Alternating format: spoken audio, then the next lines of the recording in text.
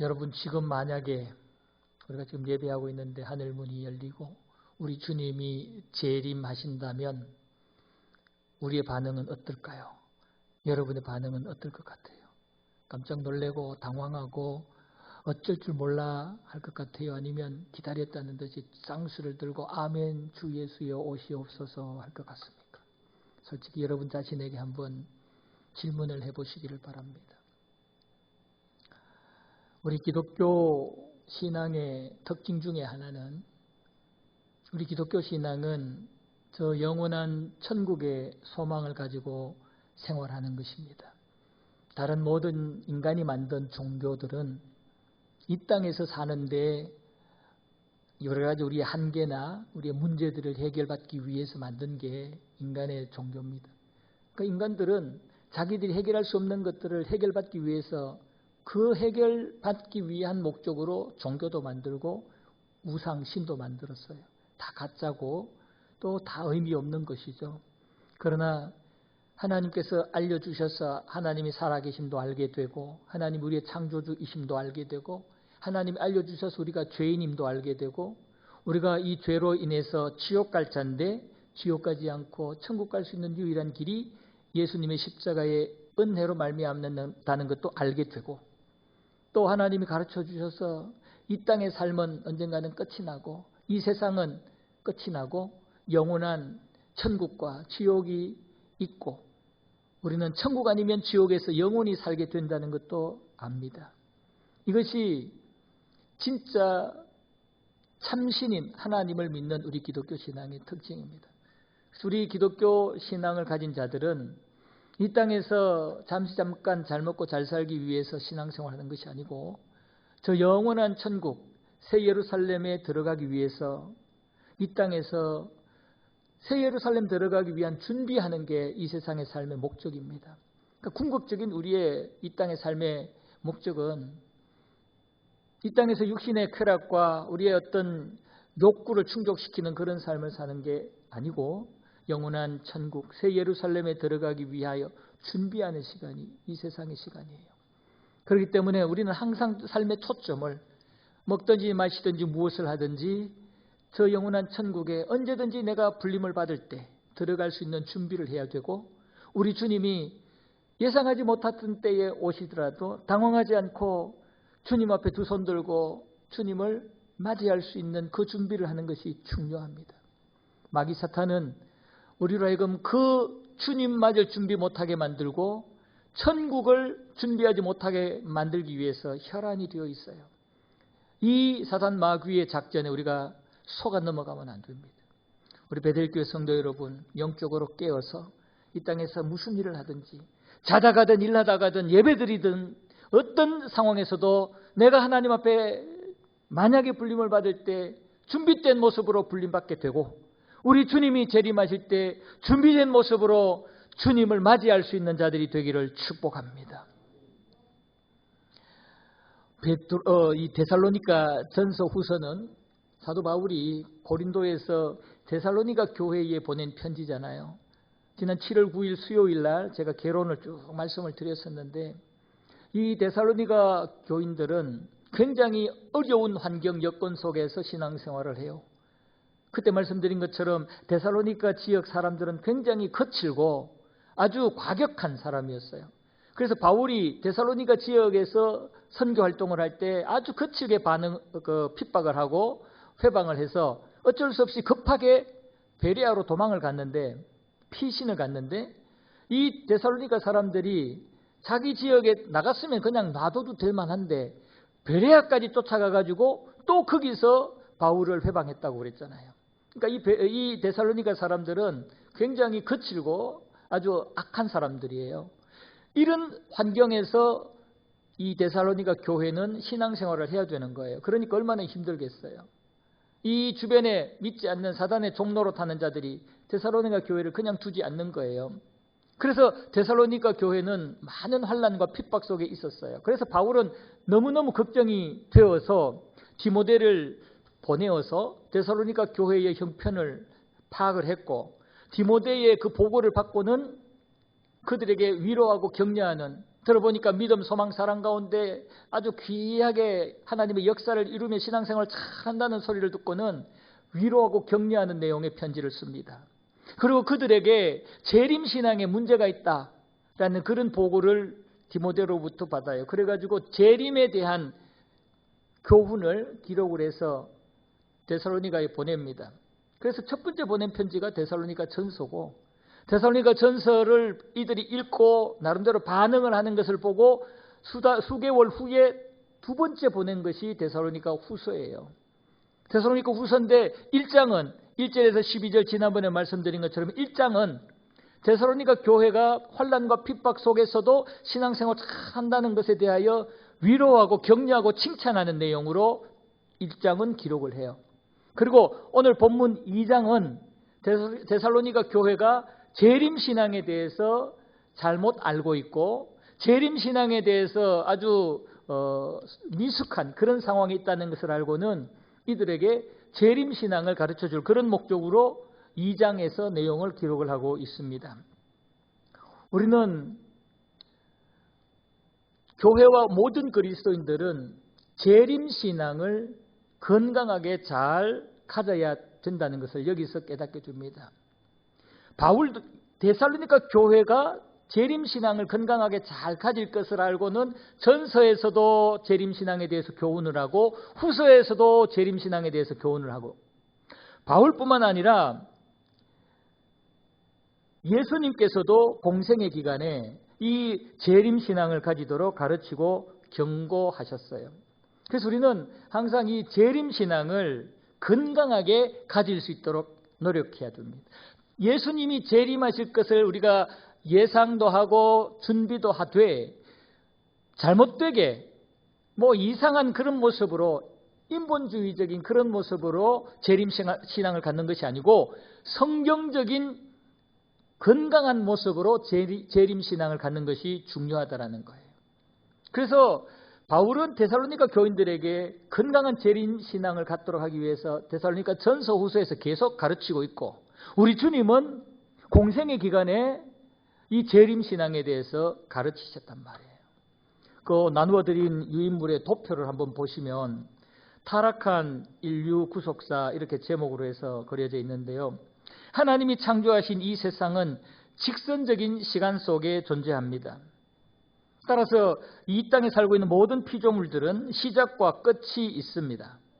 모든 피조물들은 시작과 끝이 있습니다. 영혼을 가진 인간도 시작 있고 끝이 있습니다. 이 땅의 삶이 시작과 끝이 있는데 우리 영혼을 가진 인간의 경우는 이 땅에서 삶이 시작되고 이 땅에서 삶이 끝이 난 뒤에 우리의 이 영혼이 무로 돌아가고 없어지는 것이 아니고, 이 땅의 삶이 끝나고 난 뒤에는 우리의 이 영혼이 영원한 세계에 들어가게 되는 겁니다. 이 땅의 모든 인간들은 이 땅에서의 마지막 육신의 삶을 산 뒤에는 반드시 영원한 세계에 들어가게 되는데, 그 영원한 세계는 천국과 지옥으로 나뉘어집니다. 천국도 영원한 세계고 지옥도 영원한 세계입니다. 그러나 이 천국은 예수님을 믿고 하나님이 보시기에 죄가 없는 거룩한 백성들이 들어가는 곳이 천국이고, 지옥은 끝까지 하나님을 부인하고 하나님을 순종하지 않고 인정하지 않으면서 죄를 지은 죄인들, 범죄자들이, 하나님 앞에 범죄자들이 들어가는 곳이 지옥입니다. 이 지옥에는 타락한 천사들 포함해서 타락한 천사들, 이 사탄과 그 무리들에게 종로로 됐던 모든 인간들, 하나님 앞을 대적하고 하나님께 불순종했던 하나님 보시기에 죄인된 자들은 다 이 지옥에 떨어져서 영원한 지옥의 고통의 삶을 살게 됩니다. 그러나 하나님의 백성된 자들, 천사들, 영물들 뿐만 아니라 우리 육신을 가지고 있는 우리 인간들의 이 영혼도 예수님의 십자가의 공로로 모든 허물과 죄를 다 용서받고 하나님 앞에 죄 짓지 않기 위해서 하나님의 말씀에 순종하기 위해서 열심으로 노력하며 날마다 하나님 앞에 거룩한 삶을 살려고 노력하며 하나님 앞에 인정받은 그러한 거룩한 무리들은 영원한 천국에서 영원히 살게 된다는 겁니다. 그래서 인간이 타락하면서 창조된 인간이 불순종하고 선악과를 따먹음으로 타락하게 되잖아요.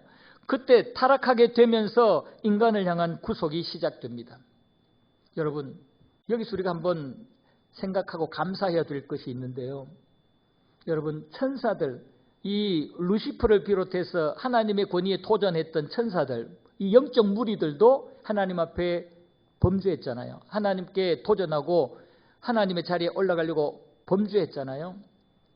그런데 이 루시퍼와 타락한 이 영물들에게는 죄 용서함을 받을 수 있는, 구원을 받을 수 있는 기회를 안 주셨어요. 이 영물들이 하나님 앞에 범죄하면서 바로 하나님은 이들을 심판하셔요. 기회를 안 줘요. 그러나 이 사단에게 유혹을 받아서 선악과를 따먹어서 하나님 앞에 동일한 죄를 지은 우리 인간들은 하나님께서 바로 지옥으로 보내거나 바로 처리하지 않으시고 하나님께서는 여자의 후손을 보내셔서 그 여자의 후손을 통해서 구원받을 수 있는 기회를 주신단 말이에요. 엄청난 이거는 차이입니다. 영물들이 타락했을 때는 우리 주님께서 대신 그들의 죗값을 치러주려고 어떤 액션도 취하지 않았어요. 그러나 우리가 인간이 타락했을 때는 하나님께서 우리 인간들을 다시 살리고 천국에 데려가기 위해서 하나님이 직접 인간이 되시는 이 구속의 역사를 시작하셨단 말이에요. 얼마나 큰 차이입니까? 여러분, 이것 아시고 정말 감사하셔야 돼요. 만약에 하나님께서 우리에게 구속을 시작하지 않았다면 우리는 희망이 없어요. 우리 스스로는 죄 문제 해결할 수 없으니까요. 그래서 인간이 타락하면서 하나님의 구속이 시작돼요. 구속의 역사가. 그래서 예수님이 재림하시기 전까지는 메시아의 예언과 또 메시아를 예표하는, 예수님을 예표하는 그런 어떤 절기라든지 말씀이라든지 여러 가지 내용들이 구약에 쭉 등장을 하잖아요. 그러다가 때가 되면 예수님이 말씀대로 이 땅에 성령으로 잉태되어 초림하시죠. 그 예수님이 이 땅에서 33년의 생애를 사시면서 마지막에는 성경의 예언대로 고난, 십자가의 고난을 다 당하시고 십자가에 달려 죽으셔요. 죽으신 뒤에 부활 승천하시게 됩니다. 예수님이 부활 승천하시고 난 뒤에 바로 성령님이 이 땅에 강림하셔서 성령께서 예수님이 만들어 놓으신 그 구원의 길을 우리로 하여금 가게 만들어서 우리로 하여금 구원받을 수 있도록 적용을 해주셔요. 그러다가 이제 또 하나님이 정한 때가 되면 이제 예수님이 이 땅에 재림하셔서 우리로 하여금 구원을 완성받게, 구속이 완성되게 하신단 말이에요. 다른 것은 다 이루어졌는데 하나가, 이 구속의 역사에서 하나가 아직 남았습니다. 그것이 바로 예수님의 재림입니다.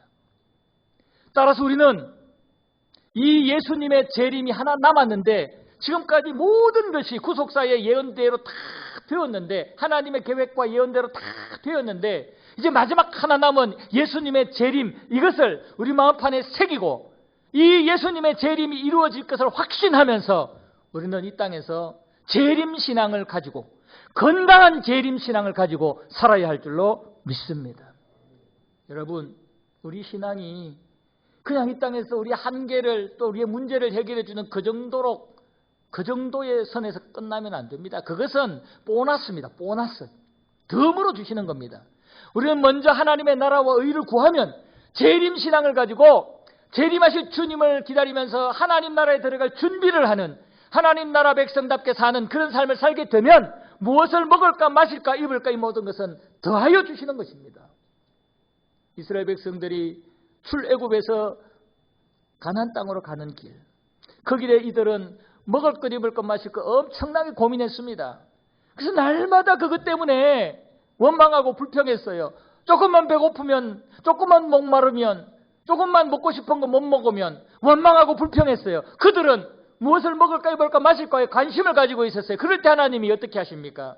하늘에서 만나를 쏟아 부어주시고 메추라기를 부어주시고 반석에서도 물이 터지게 하시고 하나님이 마음만 먹으면 인간들이 그렇게 중요한 먹을까 마실까 입을까 하는 것들은 언제든지 채워줄 수 있다는 것을 보여주셨어요. 그러면서 너희들이 중요하게 생각해야 될 것은 하나님의 백성답게 사는 것. 하나님이 주신 말씀에 합당하게 율법을 준수하며 무엇을 먹을까 마실까 이것은 하나님이 그냥 줄 테니까, 아침마다 가면 만나 주시고 메추라기 줄 테니까 그런 데 신경 쓰지 말고 하나님의 말씀에 순종하는 데 신경 써라 이겁니다. 여러분, 우리가 이 땅에서 당장 죽을 것 같아도, 이 땅에서 만신창이가 되어서 많은 사람에게 조롱거리가 되고 놀림거리가 되어서 비참한 지경에 이를지라도 하나님은 우리를 지켜보고 계시고 결국은 우리를 살리셔서 필요하면 만나 주시고 필요하면 메추라기 주시고 필요하면 반석에서 물을 터뜨려 주실 줄로 믿으시기 바랍니다. 그거 믿을 때 우리는 큰 소리 치면서 당당하게 주님이 원하시는, 주님이 기다리는 그 십자가의 길을 갈 수가 있는 것입니다. 우리에게는 이런 영적인 배포가 있어야 됩니다. 예수님께서는 공생의 기간에 재림신앙을 가지도록 가르치고 또 경고해 주셨는데요. 나중에 집에 가셔서 마태복음 24장을 한번 쭉 읽어보세요. 마태복음 24장을 쭉 읽어보시면 예수님이 다른 많은 교훈들을 주시지만 특별히 예수님이 이 땅에 오실 때 마지막 때에 되어질 여러 가지 일들에 대해서 쭉 말씀을 하십니다. 그 당시에 이 팔레스틴 지역은 무화과 나무 잎이 연하여지고 잎사귀를 내면, 싹이 나면 잎사귀가 커지게 되면 이제 여름이 되었다라고 인식을 합니다. 그러니까 낙엽을 보고 잎을 보고, 나무의 잎을 보고 계절과 시기를 분별하는, 지금도 마찬가지죠.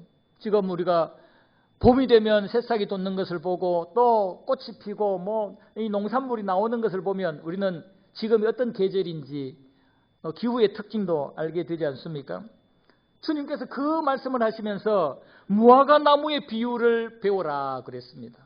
무화과 나무가 바뀌는 걸 보고 너희들이 기후를 알고 날짜와 현재 상황, 환경을 분별하고 판단하듯이 여러 가지 되어지는 그 상황들을 보고 인자가 가까이 온 줄 알고 이 땅의 마지막 때가 가까이 온 줄 알고 정신을 차리고 깨어서 살아야 된다. 그렇게 말씀을 해요. 정신을 똑바로 차려라. 그러지 않으면 너희들 노아 시대와 같이, 노아 시대에 노아가 방주에 들어가는 날까지 사람들은 홍수에 대해서 조금도 관심을 갖지 아니하고 자기들 육신의 욕구 채우는데 정신이 빠져 있었던 것처럼 너희들이 깨어있지 않으면 주님이 재림하실 때, 인자가 임하실 때 너희들도 노아의 때와 같은 그런 모습으로 지내다가 주님의 재림을 부끄럽게 맞이할 수 있고 아니면 심판으로 맞이할 수 있다는 그 경고를 하신 것입니다. 그래서 비유를 들잖아요. 주님께서 두 여자가 맷돌질 하다가 준비된 사람은 주님의 재림을 잘 준비한 사람은 주님 품에 안기고 준비하지 않은 사람은 그냥 떨어져 나간다는 거예요. 한 사람은 준비된 사람은 데려가고 준비되지 않은 사람은 그냥 버려짐을 당한다는 것입니다. 밭을 갈다가도 마찬가지예요. 두 사람이 함께 밭을 갈다가 한 사람은 들림을 받고 한 사람은 들림 받지 못한다는 거예요. 준비된 사람과 준비되지 못한 사람의 차이가 이렇게 난다는 겁니다. 바로 마지막 때에 주님 재림하실 때에 그때가 이렇게 현격하게 누가 봐도 주님 재림할 것 같다, 우리 모두 준비합시다, 이런 분위기 없다는 거예요. 어느 날 갑자기 어느 날 순간 예상하지 못한 때에 오니까 항상 긴장하고 깨어서 준비해야 된다, 그렇게 말씀을 합니다. 주님께서는 이러한 것들을 아시기 때문에 그 중요한 때에 주님의 재림을 준비하도록, 깨어서 준비하도록 경고하시고 가르쳐 주셨던 것입니다. 이러한 주님의 가르침을 받았던 사도들도 다니면서 복음을 전하면서 예수 십자가 복음을 전하면서 반드시 꼭 재림신앙에 대해서 가르쳤습니다. 베드로후서 3장 10절에서도 보면 주의 날이 도둑같이 오리니 그날에는 하늘이 큰 소리로 떠나가고 하고 쭉 나옵니다. 그러니까 이 베드로 사도는 베드로후서 3장 이하의 내용에서 쭉 말씀을 하고 있고, 히브리서 기자나 사도 요한이나 또 야고보나 이 성경에 기록한 자들이 꼭 보면은 예수님의 재림에 대해서, 재림 신앙이 중요하다라는 것을 계속 강조하고 있어요. 오늘 본문을 기록한 이 데살로니가 교회에 보낸 이 편지 속에서도 바울이 데살로니가 그 지역에 복음을 전할 때부터 재림 신앙에 대해서 가르쳤다라는 그 흔적을 발견을 할 수가 있습니다. 오늘 본문 5절 말씀을 보시면, 내가 너희와 함께 있을 때에 이 일을 너희에게 말한 것을 기억하지 못하느냐. 그러니까 데살로니가 지역에 바울이 2차 전도 여행 때 거기서 복음을 전할 때, 그때 내가 너희들에게 이 일에 대하여 전한 것 기억나지 않니? 바로 이 일이 뭐겠어요? 예수님의 재림에 대한 말씀. 재림에 대하여 이 데살로니가 지역에서 2차 선교할 때 그때부터 재림 신앙에 대해서, 예수님의 재림에 대해서 가르쳤는데 그거 기억나지 않니? 이 말씀입니다. 바울은 지역을 다니면서 교회를 설립하고 많은 사람들에게 복음을 전할 때 예수 십자가의 복음만 전한 것이 아니고 앞으로 우리 주님께서 이 땅에 재림하실 그때를 준비해야 될 것도 같이 전했다라는 겁니다. 그러니까 재림신앙은 우리 기독교인들에게, 우리 교회들에게는 아주 절대적으로 필요한 요소라는 거예요. 주님도 그렇게 가르쳤지요. 사도들도 그렇게 가르쳤지요. 오늘 본문 데살로니가 후서에서도 바울이 이 재림신앙을 가르쳤다라고 기록을 하고 있지 않습니까? 베델교회 성도 여러분, 재림신앙 가져야 됩니다. 재림신앙 갖지 못하면 우리는 실패자가 될 수도 있습니다. 밭에서 일하던 두 사람 중에 들림받지 못하고 그냥 버림받은 사람이 될 수도 있습니다. 재림신앙 준비하지 못하고 갖지 못하면 함께 이 맷돌 갈다가 들림받지 못하는 그런 사람이 될 수도 있단 말이에요. 정신 똑바로 차려야 돼요. 재림신앙을 가지되 건강한 재림신앙을 가지시기를 바랍니다. 건강한 건전한 재림신앙의 특징은 첫 번째가 거짓된 자들을 분별할 수 있어야 됩니다. 거짓된 자들, 영적으로 양의 탈을 쓰고 있는 이리떼들을 분별할 수 있는 그런 신앙이 있어야 건전한 건강한 재림신앙을 가질 수가 있습니다. 오늘 본문 2절 말씀을 보시면 영으로나 말로나 우리에게서 받았다는 편지로나 주의 날이 이르렀다고 해서 쉽게 마음이 흔들리거나 두려워하거나 하지 말아야 한다라고 말씀을 하죠. 영으로, 말로, 편지로. 이 영이라는 말은 내가 기도해 보니까 또는 내가 성령 충만해서 나름대로 영적인 어떤 은사를 받아서 보니까 이렇더라 저렇더라. 또 여기서 말로나, 이 말은 내가 말씀을 연구해 보니까 말씀에 이렇고 저렇고 잘못 적용하는 거죠. 우리에게 받았다 하는 편지, 이거는 이 바울에게서 편지를 받았다라고, 이게 가짜로 허위 편지를 가지고 이 데살로니가 사람들을 유혹을 한다는 거예요. 데살로니가 교회 사람들에게 어떤 사람이 와가지고 내가 기도해 보니까 예수님이 재림하셨어. 예수님이 어디 임하셨어 벌써. 내가 말씀을 보니까 예수님이 저기 임하셨어. 그리고 사도 바울로부터 내가 편지를 받았는데 예수님이 임하셨다고 해. 이렇게 얘기하는 자들이 있었다는 거예요. 그런데 여러분, 가짜는 정말 진짜같이 자기를 포장하고 접근을 하거든요. 이러한 거짓된 영이나 거짓된 잘못된 말씀이나 이 허위 편지를 가지고 접근하는 자들은요, 이것이 진짜같이 잘 접근하거든요. 그래서 영적으로 깨어있지 않으면, 정말 분별력을 갖지 않으면 여기에 다 속아 넘어간단 말이에요. 영으로 한다 그러니까 막, 하나님의 말씀이라 그러니까, 바울의 편지라 그러니까 그냥 무조건 그럼 없이 받아들여지고 거기에 속아 넘어간단 말이에요. 건전한 재림신앙을 가지려면 우리는 철저히 하나님의 말씀으로 우리는 확인하고 검증하고 이거를 분별할 수 있는 자가 되어야 되는 겁니다. 지금 이단 사이비 집단들에 빠져 있는 자들, 신천지나 여호와의 증인이나 이상한 그 사교 집단에 빠져 있는 자들, 그들이 하는 말들이 뭐겠어요? 이 셋 중에 하나예요. 영적으로 뭐 눈이 열리고 뭘 보고 하나님의 말씀을 해석을 여기 거 저기 거 막 꿰어 맞춰가지고 퍼즐 맞추듯이 그냥 억지로 맞춰가지고 이상한 결론 내고 누구의 어떤 뭐 말씀을 내가 받았다 그러면서 이런 식으로 접근을 하면요, 어리석고 이 정신 못 차린 사람들은요 실 넘어갑니다. 왜냐하면 그들에게는 미혹의 영이 역사하기 때문에 그래요. 이 가짜들에게는요 미혹의 영이 역사하면요 이 미혹의 영이 진짜같이 설명하게 되고 막 사람들을 유혹하게 돼요.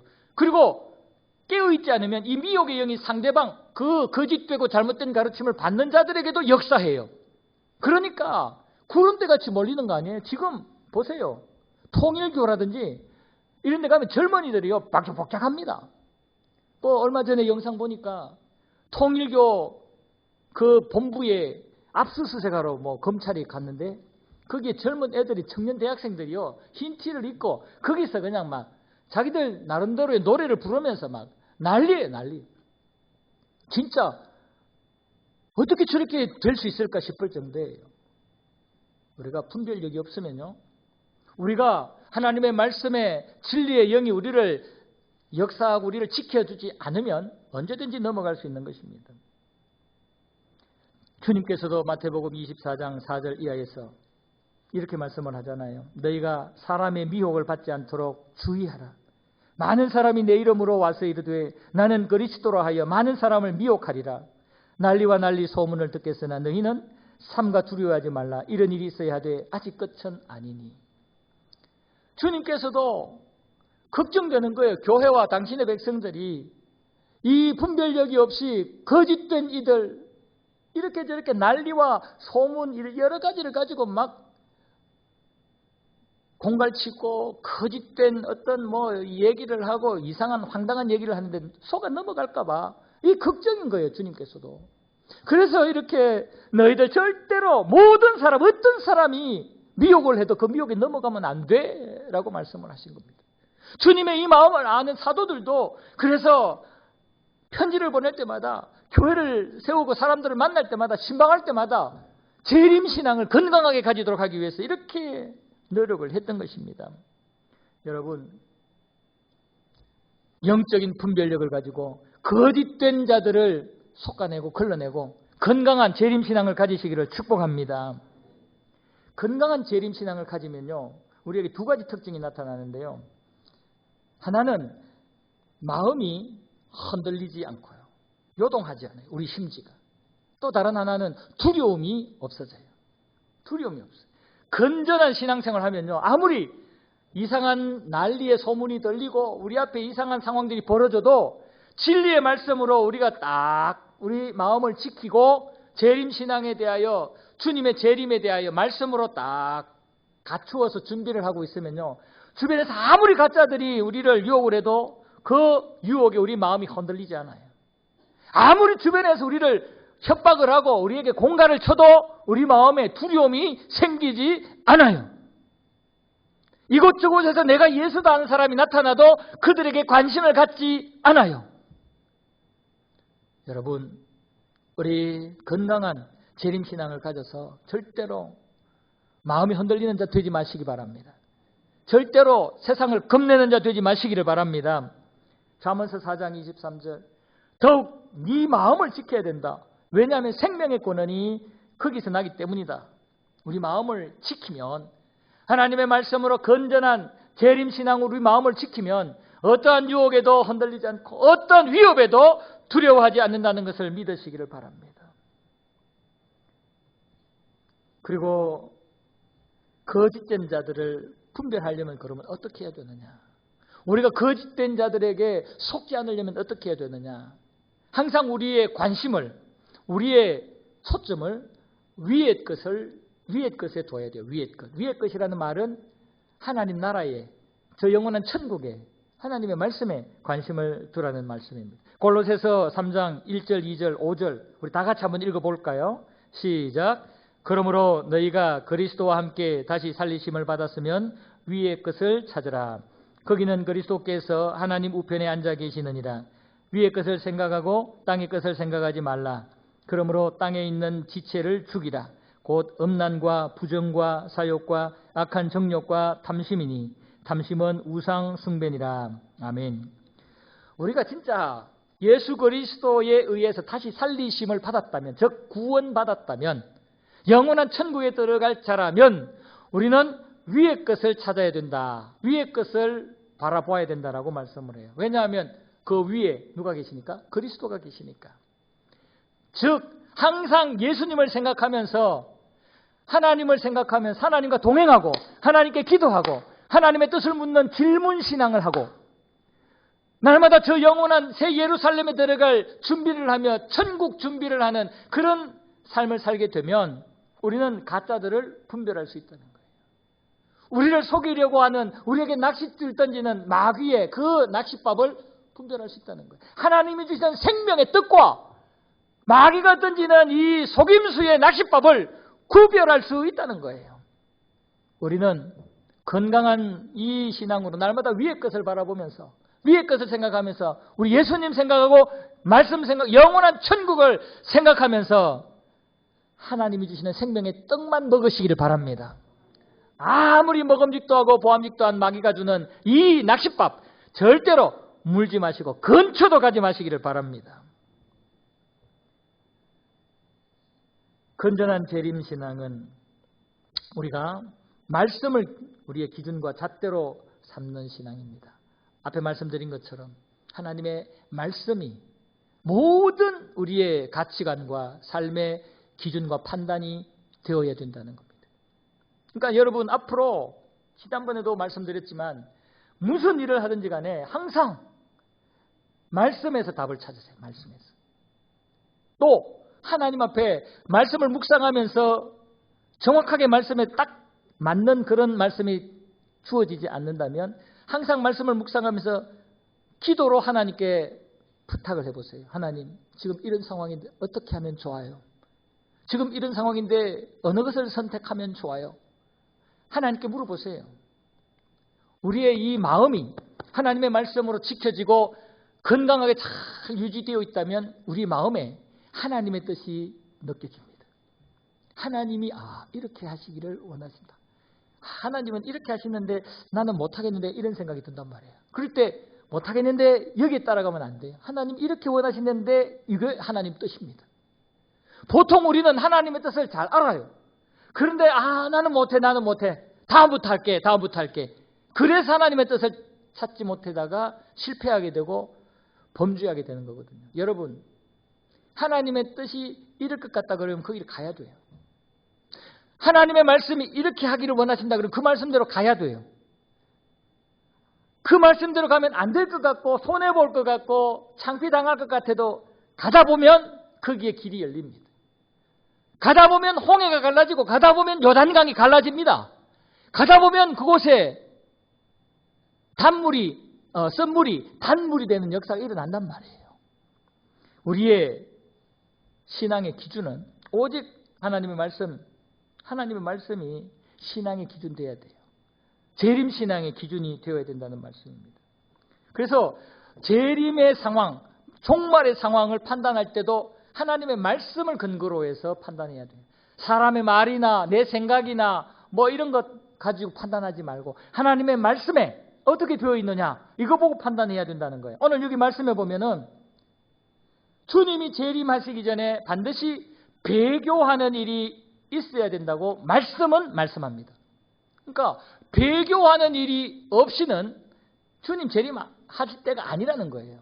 주님이 재림하기 전에는 반드시 배교가 있어야 되네요. 배교가 있어야 주님 재림하시는 거예요. 배교 없이 주님 재림했다고 여기서 저기서 아무리 떠들어대도 속지 말라는 겁니다. 오늘 본문 3절에 보면은 누가 어떻게 하여도 너희가 미혹되지 말라. 먼저 배교하는 일이 있고 저 불법의 사람 곧 멸망의 아들이 나타나기 전에는 그날이 이르지 아니하리니. 그러니까 주님이 재림하기 전에 최소한 두 가지가 생긴단 말이에요. 배교하는 일과 불법의 사람, 멸망의 아들이 나타난다는 거예요. 여기서 배교하는 일, 이 배교라는 말은 이 헬라어로 아포스타시아라는 말인데요. 이 말은 정치적으로 군사적으로 배신자를 표현할 때 이 아포스타시아라고 얘기합니다. 그러니까 정치적으로 배신자들 있잖아요. 요부터다 조부터다 하는 그런 사람들. 그런데 이것이 이 이스라엘 백성들, 이 유대인들에게는 종교적으로 유대교회에 있다가 이방 종교로 붙거나 하는, 유대교회에서 이탈하면 이 아포스타시아라고 표현을 했다 그래요. 배신자, 변절자, 이렇게 배교자 이렇게 얘기했다는 겁니다. 근데 오늘 여기에 보면 마지막 때에 이런 아포스타시아의 일이 벌어진다는 거예요.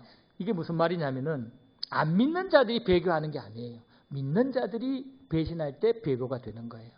아예 하나님 안 믿는 자들이 우상 계속 섬기는 그거는 배교가 아니에요. 배교는 예수 믿다가 하나님 믿다가 하나님 버리고 예수 버리고 말씀 버리고 가는 게 이게 배교입니다. 여러분 앞으로 배교가 일어날 겁니다. 교회들이 하나님 버릴 겁니다. 교회들이 예수 버릴 겁니다. 수십 년 신앙생활한 사람들이 예수 버리고 예수 포기하고 공개적으로 예수 욕하고 교회를 떠날 그런 일들이 많이 벌어질 것입니다. 두렵지 않습니까, 여러분? 지금 우리 한국교회에 이런 현상이 지금 나타나고 있는 것 같지 않습니까, 여러분? 십자가만 달려있다고 이게 교회가 아니에요. 십자가 달려있다고 이 교회는 배교 안 한 교회다라고 말할 수 없어요. 예수 없으면, 하나님의 말씀 떠나면 아무리 십자가 걸여놔도 배교 집단이 되는 겁니다. 여러분, 이런 일이 주님 재림하시기 전에 벌어집니다. 한국교회도 벌어집니다. 그리고 멸망의 아들, 불법의 사람이 나타난다 그랬습니다. 이 멸망의 사람, 불법의 사람은 바로 적그리스도를 얘기하는 거예요. 적그리스도. 데살로니가후서 2장 4절, 오늘 본문 4절이죠. 거기 보면은 이 대적하는 자, 이 불법의 사람, 멸망의 아들에 대해서 얘기하고 있어요. 자신을 신이라고 많은 사람들에게 이렇게 추앙을 받게끔 만들어요. 영적 교만이 최고로 올라가 있는 자입니다. 그래서 참신인 하나님의 자리에도 올라가 있고 다른 사람들이, 인간들이 만들어 놓은 인간신들, 우상 종교들, 이것들 위에도 올라가 있는 자가 바로 이 불법의 사람, 멸망의 아들, 적그리스도입니다. 앞으로 이 적그리스도, 멸망의 아들, 이 불법의 사람이 나타나게 되면요, 우리 기독교뿐만 아니라 다른 모든 종교들도 소나기에 넣고 그 위에 군림하려고 합니다. 영적 교만이 최고로 올라가 있는 자입니다. 이 멸망의 아들, 불법의 사람 배후에는 사탄이 있는 것입니다. 그러면 비로소 이제 예수님이 오시는 거예요. 예수님이 언제 오신다? 시기와 때는 말씀해 주지 않았어요. 알려주시지 않았어요. 아버지만 아신다 그랬어요. 그러나 이런 이 마지막 때의 상황들을 말씀으로 알려주셨기 때문에 우리는 이 말씀을 기준으로 해서 이런 상황들을 영적 통찰력을 가지고 보면서 아무리 주변에서 이런저런 인간적인 말을 하고 영적인 체험을 했다고 말을 해도 하나님의 말씀을 잣대로 보고 그 모든 것들이 참되고 거짓되다라는 것을 분별할 수 있어야 된다는 겁니다. 성도 여러분, 악한 것들은요, 이 적그리스도, 멸망의 아들, 불법의 사람, 이 존재는요 보통 존재가 아니에요. 사단의 사주를 받고 있기 때문에 나중에 계시록을 살펴보시면요, 사단이 이에게 엄청난 권위를 부어줘요. 능력을 부어줘요. 그렇기 때문에 우리의 눈이 막 휘둥그레지도록 안 믿어지지 않도록 막 기적과 이적들을 막 신비한 일들을 막 행합니다. 여러분, 기적에 속아 넘어가면 안 돼요. 이적에 속아 넘어가면 안 돼요. 마지막 때 주님 재림하실 때 되면 이적과 기적에 속아 넘어가면 안 돼요. 하나님의 항상 말씀으로 진단하셔야 돼요. 이적과 기적으로 이 적그리스도가 포장해서 온다니까요. 이적과 기적을 가짜인지 진짜인지 구별할 수 있는 유일한 잣대가 하나님의 말씀이에요. 하나님의 말씀으로 우리는 모든 이 적그리스도와 사단이 주는 권력을 가지고 어떤 능력을 가지고 행사하는 이적과 기적들도 우리는 분별할 수 있어야 됩니다. 분별할 수 있습니다. 그리고 주님이 재림하시기 직전에 엄청난 혼란이, 대환란과 대혼란이 생깁니다. 여러분, 지금은 얼마나 질서정연합니까? 그러나요, 보이지 않게 지금도 상당히 혼란스럽습니다. 지금 보이는 매스컴에 나오는 그 정도, 그거 충분히 왜곡될 수 있습니다. 그 이면에는 엄청난 혼란이 있습니다. 지금 정치적으로나 사회 경제적으로 우리 대한민국은 지금 엄청난 혼란이, 보이지 않는 그 혼란이 있는데 드러나지 않고 있을 뿐이에요. 이것을 우리는 볼 수 있어야 됩니다. 평안한 때가 아닙니다, 지금. 근데 앞으로 지금보다는 비교할 수 없는 보이지 않는 혼란뿐만 아니라 드러난 혼란도 엄청나게 생길 것이고 환란도 엄청나게 생길 것입니다. 주님 재림하시기 직전에. 이것을 우리가 대비하고 준비하고 있어야 된단 말이에요. 영적인 파워를 행사할 수 있도록 우리가 저축하고 준비하고 있어야 된단 말씀입니다. 마태복음 24장 21절 주님이 이렇게 말씀을 합니다. 그때에 큰 환란이 있겠습니다. 창세로부터 지금까지 이런 환란이 없었고 후에도 없으리라. 여러분, 우리 지금 평안하다, 괜찮다, 좋다라고 그냥 안주하고 있을 때가 아니에요. 긴장하고 기도하고 깨어 있어야 될 때인 줄로 믿습니다. 지금 우리는 이 시대가 말세 중의 말세라는 사실을 알고 예수님이 재림하기 임박했다라는 것을 알고 우리는 건전한 재림신앙을 생활하려고 몸부림을 칠 수 있어야 됩니다. 항상 첫 번째, 불법의 사람이 지금 역사하고 있다라는 것을, 사탄의 종로로 타는 사람이 지금 우리 배후에서 우리를 조종하려고 지금 기회를 노리고 있다는 것을 항상 기억하면서 살아야 됩니다. 영적 전쟁, 영적 긴장을 하면서 살아야 됩니다. 그런데 겁먹을 필요는 없어요. 왜냐하면 이 불법의 사람도 적그리스도도 하나님의 통제를 받고 있기 때문에 그래요.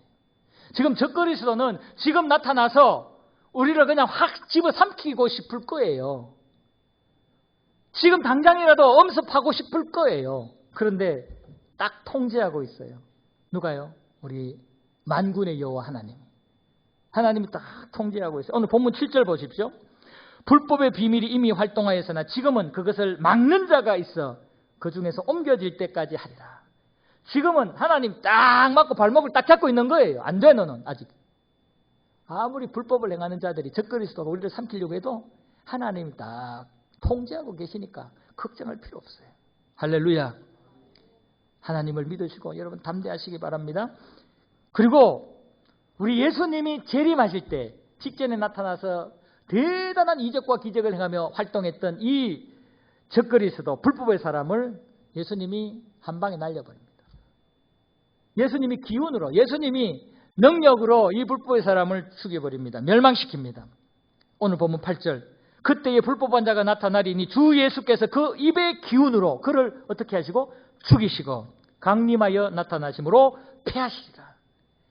우리가 견디면 돼요. 견디면. 주님 재림하실 때까지 견디면, 믿음으로 견디면 주님이 재림하시면서 기운으로 날려버린답니다. 죽여버리고 그냥 패하게 그냥 버린다는 거예요. 패해버린다는 거예요. 우리는 아무것도 걱정할 거 없어요. 살아계신 하나님, 그 하나님 주신 말씀을 기준 삼아 우리 구주 예수님이 재림하실 때는 어떤 불법의 사람도 적그리스도도 그냥 기운에 날아가 버리는 그러한 능력으로 오신다는 것을 믿으시고 그 예수님 붙잡고 우리는 믿음과 인내로 견디기만 하면 되는 것입니다. 그러면서 우리는 영원한 새 예루살렘에 들어갈 준비만 하시면 돼요. 주님 재림하셔서 우리를 영원한 새 예루살렘으로 데려가실 거 아니에요. 그 영원한 새 예루살렘에 들어갈 준비만 하면 되는데 첫 번째 준비는 거룩한 예복, 날마다 예수 그리스도의 거룩한 예복, 흰옷을 입는 자가 되어야 됩니다. 예수 십자가의 보혈을 씻어야 되고 날마다 주님 닮고 주님 따라가는 삶을 살아야 되는 것이죠. 우리는 타락한 죄인임을 잊지 말고 죄 짓지 않으려고 노력해야 돼요. 회개했다고 끝나는 게 아니에요. 저 새 예루살렘에 올라가기 전까지 죄를 정복하고 다스려야 됩니다. 고아와 과부와 나그네의 마음을 가지고 살아야 됩니다. 여러분 잘 들어보세요.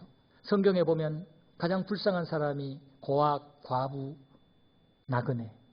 이들을 절대로 외면하지 말라고 그래요. 잘 보시면 고아는 누가 없는 자예요? 부모 없는 자. 특별히 아버지 없는. 그 다음에 과부는 누가 없는 자예요? 남편, 신랑이 없는 자. 나그네는 뭐가 없는 자예요? 고향을 떠난 자잖아요. 고향이 없는 자예요. 영적으로 우리가 지금 그런 자예요. 영적으로 아버지 없는, 우리는 지금 버림받은, 하나님 앞에 버림받은 인간들은 아버지 없는, 하나님께 버림받은, 아버지 하나님께 버림받은 자예요. 신랑 예수 만나지 않으면 신랑 없는 자예요. 영원한 천국의 본향에 들어가지 못하면 본향을 잃어버린 없는 자예요. 그러니까 여기서 우리가 나그네, 고아 또는 과부의 마음을 가졌자면은 나는 하나님 아버지가 꼭 필요합니다. 나는 신랑 되신 예수님이 꼭 필요합니다. 나는 천국 본향이 꼭 필요합니다. 그래서 영적으로 나는 나그네 되지 않고, 영적으로 과부 되지 않고, 영적으로 고아가 되고 싶지 않습니다. 이 마음을 가지고 살아야 된다. 그리고 우리 모든 삶에 내가 주체가 아니고 그리스도가 주체가 되는 삶을 살아야 됩니다. 그리스도가 주체가 되는 삶은 내가 그냥 하고 싶은 대로 다 하는 게 아니고 순간순간 하나님께 질문하는 거예요. 말씀에 어떻게 되어 있나? 하나님 어떤 걸 원하실까? 질문하며 말씀 찾는 거예요. 그리고 기도하는 거예요. 이것이 내가 주체가 아니라 하나님이 주체가 되는 삶이고 주님과 동행하는, 하나님과 동행하는 삶이에요.